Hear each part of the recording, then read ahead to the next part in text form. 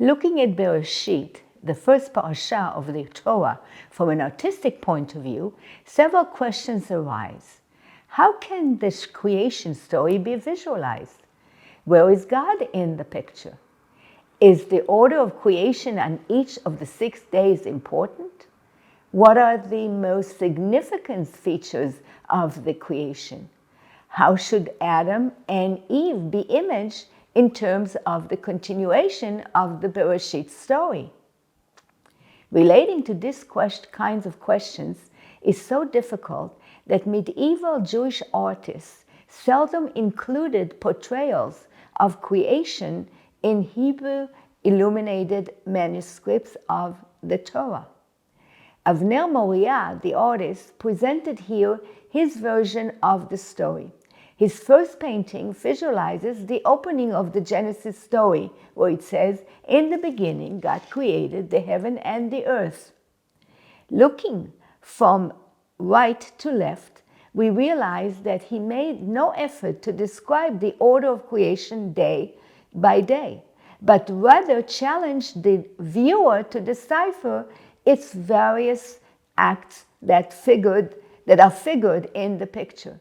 Relying on the first two verses, "Now the earth was unformed and void, and darkness was upon the face of the deep," led the artist to image the tohu as the substance formed in the initial act of creation, out of which everything else was shaped, as depicted in the upper right-hand corner of the picture by radically arrayed amorphous yellow shapes. The continuation of the verse, "And the Spirit of God hovered over the face of the water," is visualized as a non-anthropomorphic spirit of God, imaged as a three-dimensional spiral next to the water, Tehom, on its left. Again, shaped as spiral, this time in several other colors, the Spirit of God is depicted to the left of a white and black rectangle, which represents the day and the night. Below, we see a patch of blue between two white circles, suggesting that the firmament that separated the waters above and below the sky alludes to the second day. And God said, "Let there be a firmament in the midst of the waters, and let it divide the waters from the waters." Under the image of the firmament, the artist illustrated the sun and the moon, as well as the stars, skipping over the creation of the third day and displaying the flying fowl, thus moving on to the verse, "And let fowl fly above the earth in the open firmament of heaven," which was part of the creation on the fifth day. Returning to the top of the picture, we find images of the two acts of creation on the third day, to left of two small spiral representing the Spirit of God.